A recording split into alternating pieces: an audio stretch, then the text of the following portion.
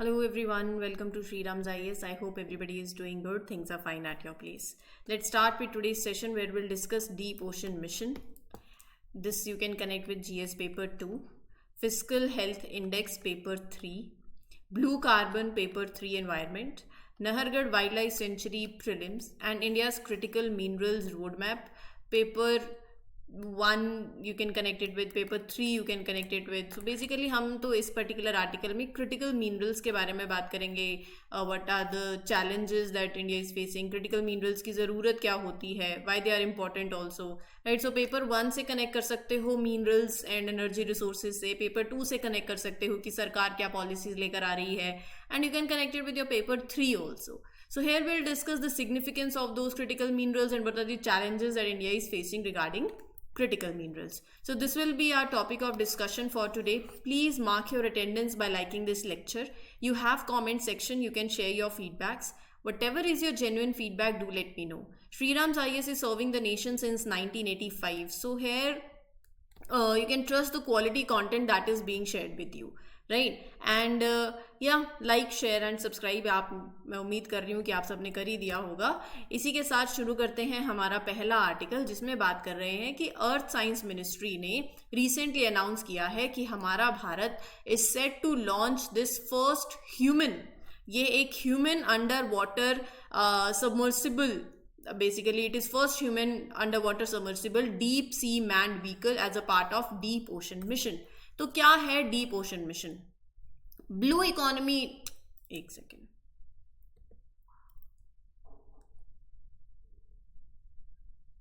Blue economy initiatives जो हैं उनको सपोर्ट करने के लिए एक मिशन मोड प्रोजेक्ट है, राइट. एक हाई लेवल का मल्टी मिनिस्टीरियल, काफी मिनिस्ट्रीज इसमें इन्वॉल्व हैं, मल्टी डिसिप्लिनरी प्रोग्राम है फॉर अ बेटर अंडरस्टैंडिंग की जो deep sea living non living resources हैं इंडियन ओशन की, उनकी एक अंडरस्टैंडिंग के लिए ये पर्टिकुलर प्रोजेक्ट है. जब मैं आपको इसके ऑब्जेक्टिव्स के बारे में बात करूंगी ना, then you will get a more clarity for it. So यहाँ पर डीप सी मैन्ड व्हीकल मतलब यहाँ पर क्या होगा, it will allow the humans to dive deep into the ocean. They will explore, they will study the area that are inaccessible, typically inaccessible. तो एक specialized submersible is designed to carry the scientists and researchers deep under the water, possibly up to 6,000 meters. ठीक है, तो ये एक central sector scheme है जिसका overall cost रही है 4,077 करोड़, 2 फेजेस के लिए ड्यूरिंग 2021 टू 2026. और मिनिस्ट्री ऑफ अर्थ साइंस जो है वो नोडल मिनिस्ट्री है for implementing this mission. So यहाँ पर ये जो मिशन है इसके 6 मेजर कंपोनेंट्स हैं. What are those 6 major components? Technology development, development of technologies, basically ऐसे टूल्स, ऐसे व्हीकल्स बिल्ड करना, including this special submersible call Matsya 6000, right? So this is a submarine to dive deep into the mission. Technology that is developed. Ocean climate change advisory services, studying की कैसे climate change is affecting the ocean, providing the forecast, advising. Technological innovations तो मैंने आपको बता ही दिया है. Deep ocean survey and exploration, obviously it will do. Energy and fresh water from the ocean, exploring the ways कि आप कैसे energy generate कर सकते हो using the ocean technology. Advanced marine station for ocean biology, setting up the facilities for ocean research and conservation studies. Samudrayaan project जो है, this is the specific part of the mission that is launched on developing this, जो मैंने आपको मत्स्य 6000 बताया था. सो Samudrayaan project इस mission के अंदर is for the development of manned submersible, जिसके अंदर 3 people will be there that they will go to a depth of 6,000 meters in the ocean. ठीक है, जिस व्हीकल का नाम है that is Matsya 6000. Now, before moving ahead with the other articles, let me tell you, Sriram's IAS has come up with this podcast series where important topics of international relations and from various other domains, they will be dealt. Best of faculties will be taking this session, जिसके अंदर podcast के through they will discuss very important things and they will take you to a rational insight, right, जिसके अंदर you will better able to understand things कि अच्छा ऐसे हो क्यों रहा है, why this is happening, west Asia में ही क्राइसिस क्यों हो रहे हैं. अब ये सिर्फ एपिसोड 1 था, दैट वाज आउट, उसके बाद आगे भी एपिसोड्स आ चुके हैं, तो आप रेफर कर सकते हो इनको. आप सब्सक्राइब कर लीजिए चैनल को, ताकि जब भी ऐसे सेशंस आपके पास आए तो you can refer them. And other भी बहुत सारी करंट अफेयर्स की सीरीज चलती हैं. There are other beautiful sessions that are taken by the faculties, and best of knowledge is given to you. तो जब भी सेशन आएगा तो you will be able to know that, और उसी time you can use it. आप जब session देखें तो ज़रूर लिखें साथ साथ. जैसे आप पॉडकास्ट जब भी देखें तो do right what ever you feel कि ये इनसे इंपॉर्टेंट पॉइंट मिला है मुझे, तो आप अपने मेंस में, इंटरव्यू में वो चीज़ें यूज़ कर सकते हैं, वो आंसर्स यूज़ कर सकते हैं. ठीक है, चलिए आगे बढ़ते हैं with the next article. Forest department ने प्लान इनिशिएट किया है to revise Nahargarh wild life sanctuary की boundaries to resolve the legal complication. जो एग्जिस्टिंग लीगल कॉम्प्लिकेशन जो चल रही हैं उसके कॉन्टेक्स्ट में है, बट हमारे लिए सेंचुरी इंपॉर्टेंट है. राजस्थान में ये पड़ती है, अरावली हिल्स पे सिचुएटेड है, 20 किलोमीटर से जयपुर के पास ये है. नहरगढ़ फोर्ट जो है, सेंचुरी का नाम यहीं से आया है. एक हिस्टोरिक फोर्ट है जो 18th सेंचुरी में महाराजा सवाई जयसिंह सेकंड ने ये फोर्ट जो है बिल्ड किया था, जो कि जयपुर के फाउंडर भी बोले जाते हैं. और इसका एरिया है 720 हेक्टेयर्स का. राइट, लॉयन सफारीज के लिए नाहरगढ़ बायोलॉजिकल पार्क है, सेंचुरी के अंदर ही है, वो बहुत फेमस है. और यहाँ पर आपको ड्राई डेसिडियस फॉरेस्ट, स्क्रबलैंड्स, ग्रासलैंड्स, ये सब देखने को मिलेंगे. रही बात एनिमल्स एंड प्लांट्स की, तो leopards, wild boars, deer, lion, tigers, ये सब स्पीशीज आपको देखने को मिलेंगी. बर्ड वॉचर्स के लिए it is a good place. It is home to reptiles also, python, monitor lizard, amphibians, frogs, toads, ये सारी species you will get to see. And यहाँ से सवाल बनते हैं. ठीक है, वेजिटेशन से, अच्छा ये फलानी वेजिटेशन कहाँ देखने को मिलती है, या ड्राई डेसिडियस ट्रीज के पेयर्स में आपको दे देंगे कि इसमें से कौन सा ड्राई डेसिडियस है. सिंपल है, ये कुछ भी समझने का नहीं है, इंपॉर्टेंट है. कैसे पता चलता है कि ये इंपॉर्टेंट है, ये इंपॉर्टेंट नहीं है? Based on previous year papers. So please those who are preparing now for 2026, before entering into the preparation, have a look over previous year questions. Do mug up the syllabus. Whenever you are starting your preparation, before entering, have these two things in your hand. PYQs. वो था ना, don't underestimate the power of PYQs. That is the scenario here. So don't underestimate. And syllabus mug up. Mug up means mug up, रट्टा मारना पड़ेगा syllabus का. जब तक syllabus याद नहीं होता तैयारी शुरू करना ही नहीं चाहिए. सिलेबस पता नहीं है, किसी भी डायरेक्शन में बस पढ़ रहे हैं, फिर लगता है कि सब कुछ पढ़ना है. सब कुछ नहीं पढ़ना है, वो पढ़ना है जितनी यूपीएससी की डिमांड है. वो आधा सिलेबस से पता चलता है, आधा पीवाईक्यू से. उसको कनेक्टिविटी कर दोगे तो यू हैव टू नो, और फिर इतना करके इसको बार बार रिवाइज करना होता है. So you have to build a strategy, your own strategy इस पे कभी फिर आएंगे. अभी टॉपिक पे वापस आते हैं. कुछ स्टडीज ये सजेस्ट कर रही हैं कि mangroves and coastal wetlands annually sequester carbon at a rate 10 times greater than mature tropical forest. Context समझा देती हूँ पहले. मैनग्रोव्स, कोस्टल वेटलैंड्स जैसे सॉल्ट मार्शेस हो गए, सी ग्रास बेड्स हो गए, they are much more effective at capturing, at storing the carbon dioxide from the atmosphere as compared to tropical forest.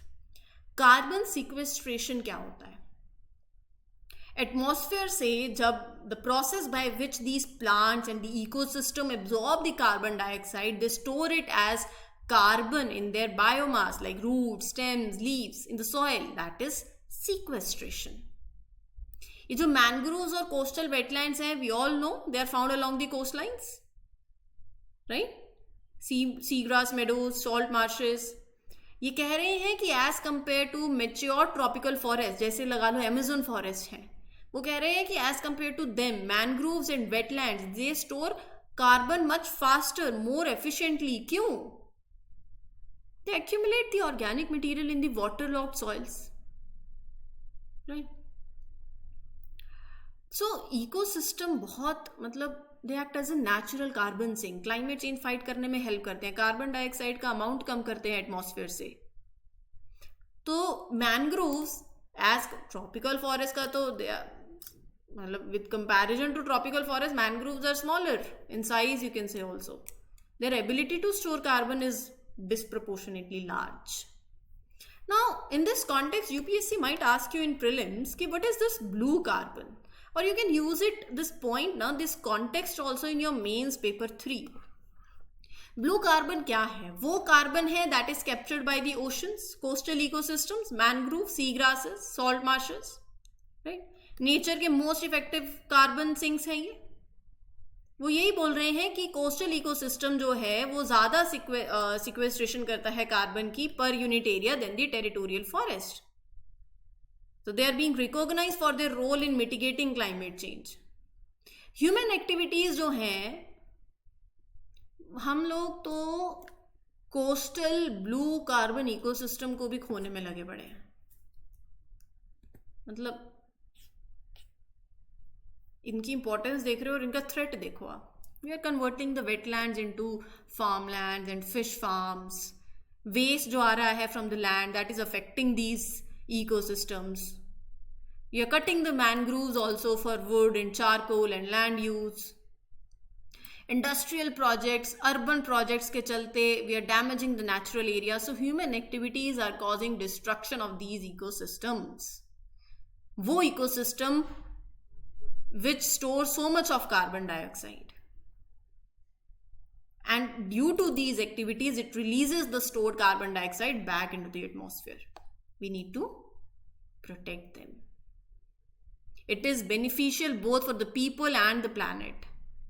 It helps to mitigate the climate change by reducing carbon dioxide. It supports marine life, ensure food availability, right? So these ecosystems provide essential benefits for climate change. Coastal protection के लिए भी, क्योंकि मान लो cyclone आता है, बाढ़ आती है, तो यहाँ एक बैरियर खड़ा है ना मैनग्रोव जो प्रोटेक्शन दे रहा है. ठीक है, आगे बढ़ते हैं. Chairman of 16th finance commission launch this inaugural issue of NITI Aayog report fiscal health index 2025 in New Delhi. Fiscal health index, अब ये आपके ना प्रीलिम्स के लिए भी इंपॉर्टेंट है और मेंस के लिए भी इंपॉर्टेंट है, बोथ. ठीक है, तो क्या है ये इंडेक्स, कौन लेकर आया है ये इंडेक्स, इस इंडेक्स ने क्या क्या, इसके हाइलाइट्स क्या हैं, क्या असेस किया है इसने, you have to understand that also. तो ये जो हेल्थ इंडेक्स है ना, नीति आयोग एक सिस्टमेटिक फ्रेमवर्क दे रहा है अलग अलग 18 मेजर इंडियन स्टेट्स की फिस्कल परफॉर्मेंस को इवैल्यूएट करने के लिए. मतलब स्टेट के फाइनेंसेस, जैसे एक ये एस्पेक्ट हो गया, ट्रांसपेरेंसी कितनी है, रिवेन्यू कैसे मोबिलाइज हो रहा है, पब्लिक फाइनेंशियल मैनेजमेंट सस्टेनेबल है या नहीं है. तो इसके बेसिस पे ये जो इंडेक्स है ये असेस करता है fiscal health of the 18 major states. जैसे quality of expenditure. Quality of expenditure से आप क्या समझते हो? पैसा कहाँ खर्च कर रही हैं स्टेट्स, क्या वाइजली यूज कर रहे हो, क्या वहां लगा रहे हो जहां इकोनॉमी इंप्रूव होगी. Revenue mobilisation, taxes, fees, other sources of income for the government, how well these states are collecting that. Fiscal prudence, क्या states they are being careful, they are being responsible with their finances, unnecessary spending तो नहीं हो रही, they are saving for the future. Debt index, कितना debt state के ऊपर है, how risky that debt is, क्या वो state ज़्यादा उधार तो नहीं लेती है, फाइनेंशियल ट्रबल का साइन हो सकता है. Debt sustainability, क्या स्टेट मैनेज कर सकती है अपने डेट को लॉन्ग टर्म में, will they be able to pay off their debts without running into the problem. ठीक है, so it aims to throw light on the fiscal status at the sub national level and guide the policy reforms. Obviously फिर तो आपको एक resilient economic growth चाहिए ना. जब आपको ये सब पता चल जाता है, you can make better decisions, you can improve the policies for better economic growth. So the data used to develop this index, it comes from Comptroller and Auditor General, CAG, that is the official body. Important है point. क्या कह रही है ये report? 67.8 के cumulative score से उड़ीसा ने top किया है, फिर छत्तीसगढ़ ने और फिर गोवा ने। जो अचीवर स्टेट्स हैं वो स्टेट्स हैं जिनकी स्ट्रॉन्ग फिस्कल हेल्थ है। They are excelling in revenue mobilisation, expenditure management and debt sustainability. Jharkhand में भी इंप्रूवमेंट देखने को मिली है, उनका they have strengthen their fiscal prudence and debt sustainability. Karnataka is facing a decline क्योंकि वहां पर जो परफॉर्मेंस है that is weak in expenditure quality और डेट मैनेजमेंट। तो अलग अलग स्टेट्स का अलग अलग उन्होंने बताया कि फ्रंट रनर कैटेगरी के अंदर यूपी, तेलंगाना, एमपी है। परफॉर्मर्स में तमिलनाडु, बिहार, राजस्थान है। एस्पिरेशनल कैटेगरी के अंदर पंजाब, आंध्र प्रदेश, वेस्ट बंगाल है। फिजिकल हेल्थ इंडेक्स के अंदर they were the worst performing states. So this report ensures ना कि एक सस्टेनेबल ग्रोथ हो, कहाँ पर ज़रूरत है फॉर टारगेटेड रिफॉर्म्स। सो ये सारा काम जो है वो इस रिपोर्ट का है। ठीक है, I hope things are clear to you. चलिए आगे बढ़ते हैं with the last article of today's session. China's moves must recast India's critical minerals push. Now what is this article?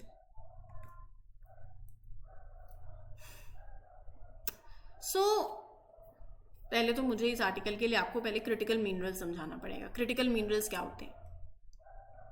Critical special minerals जो बहुत इंपॉर्टेंट है country की economic growth के लिए, नेशनल सिक्योरिटी के लिए, उनको क्रिटिकल क्यों कहते हैं? क्योंकि वो एसेंशियल हैं for industries like electronics, transportation, defence में भी, रिन्यूएबल एनर्जी में भी, और ये कहीं ईजिली अवेलेबल भी नहीं है हर जगह। इनकी जो कंसंट्रेशन है that is in a few countries. अगर ऐसा है तो सप्लाई चेन में प्रॉब्लम आएगी। अगर सप्लाई डिस्टर्ब हो गई, आप उस पर डिपेंडेंट हो और आपकी मेजर इंडस्ट्रीज उससे काम कर रही हैं, that is a big issue. Lithium, graphite, cobalt, titanium, rare earth elements, high tech industries में कितनी ज़रूरत है इनकी। स्मार्टफोन्स लगा लो, लैपटॉप्स लगा लो, अभी आप ईवी की तरफ जा रहे हो, ईवी व्हीकल्स लगा लो, मॉडर्न मिलिट्री इक्विपमेंट में इनकी ज़रूरत पड़ती है। अभी आप रिन्यूएबल एनर्जी की तरफ शिफ्ट हो रहे हो तो सोलर पैनल्स, विंड टर्बाइंस, हर जगह इनकी ज़रूरत है। तो वी अंडरस्टैंड ना the importance of these critical minerals. कितने critical minerals they are covered in a list? 30, right? तो वी नीड टू अंडरस्टैंड कि कहाँ रिसोर्स की अवेलेबिलिटी है, हम कितना इंपोर्ट पे डिपेंडेंट है, इनकी फ्यूचर इंपॉर्टेंस हमें पता है।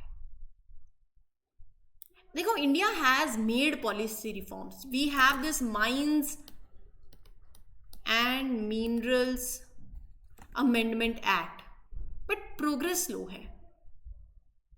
मतलब आप लगा लीजिए only 48% of the mining blocks have been auctioned. इस एरिया में फॉरेन इन्वेस्टमेंट भी लिमिटेड है और सिस्टमिक इश्यूज भी हैं। There is insufficient exploration, proper classification नहीं है of minerals that are holding India back. क्या कर सकते हैं हम? इन्वेस्टमेंट्स लाने के लिए क्या करोगे? इंसेंटिव्स अच्छे अच्छे दो। जो कंपनीज एक्सप्लोर करेंगी, प्रोसेस करेंगी, उनको अपफ्रंट सपोर्ट दो। फोकस करो on boosting the exploration, improving the policies. क्योंकि क्रिटिकल मिनरल्स इंडिया की इकोनॉमिक ग्रोथ में, इकोनॉमिक ट्रांसफॉर्मेशन के अंदर they are playing a major role. आप लिख सकते हो एनर्जी ट्रांजिशन में। और क्यों? क्योंकि हमने कहा है हमें 2070 तक नेट जीरो होना है कार्बन एमिशंस में।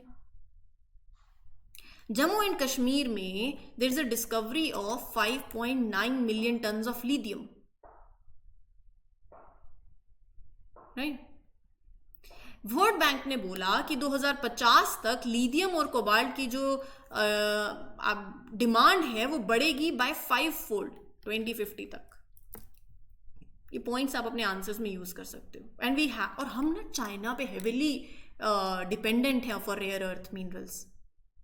60% तो हम वहां से इंपोर्ट कर रहे हैं। So we have to expand the domestic mining of critical minerals ताकि हम रिलायंस कम करें। क्योंकि हमारा ईवी सिस्टम, ईवी बैटरीज के लिए ये क्रिटिकल मिनरल्स आर नीडेड। और हमारा गोल है कि हम चाहते हैं 2030 तक 30% ईवी एडॉप्शन हो, राइट? सेमीकंडक्टर, हाईटेक इंडस्ट्रीज में भी यू हैव टू डेवलप ये इंपॉर्टेंस। जैसे गैलियम है, जर्मेनियम है, they are essential for semiconductors, right? Job creation होगी, यहाँ इकोनॉमिक ग्रोथ होगी। अगर आप रेयर अर्थ मेटल्स यहाँ प्रोड्यूस करते हो, एक्सपोर्ट करते हो, तो अपनी इंडिया ट्रेड को डाइवर्सिफाई करेगा, ट्रेड डेफिसिट कम होगा, आप ग्लोबल सप्लायर बन सकते हो of processed minerals, technological innovation बहुत और ज़्यादा होगी, राइट? समझ आ रही है बातें? लेकिन दिक्कत यही है कि हम इंपोर्ट पे बहुत ज़्यादा डिपेंडेंट हैं। हम इतने मिनरल रिसोर्सेज की डोमेस्टिक माइनिंग अभी that is not yet explored, may be outdated technologies भी हैं, detailed surveys we lack in, right? Weak policies and regulations भी आप कह सकते हो। ग्लोबल कंपटीशन बहुत है, many countries are competing to secure these critical minerals for their industries, US, China, Australia, right? लेकिन ना मिनरल्स माइन करना, they are harmful to environment also, they disturb the local communities also. Water pollution का concern आ सकता है, biodiversity का loss concern आ सकता है, because that, मान लो जैसे लिथियम की mining in Jammu and Kashmir, it raise concern क्योंकि वो एरिया इकोलॉजिकली सेंसिटिव है। Mining is expensive also, right? So these are the things, but we can take steps. What steps we can take? You have to let me know in the comment section. What measures can we take? मैंने इसी में ही measures भी बता दिए हैं, कैसे domestic manufacturing boost कर सकते हो, रिसर्च एंड डेवलपमेंट में इन्वेस्ट कर सकते हैं, वैसा इंफ्रास्ट्रक्चर डेवलप करें। These are the points.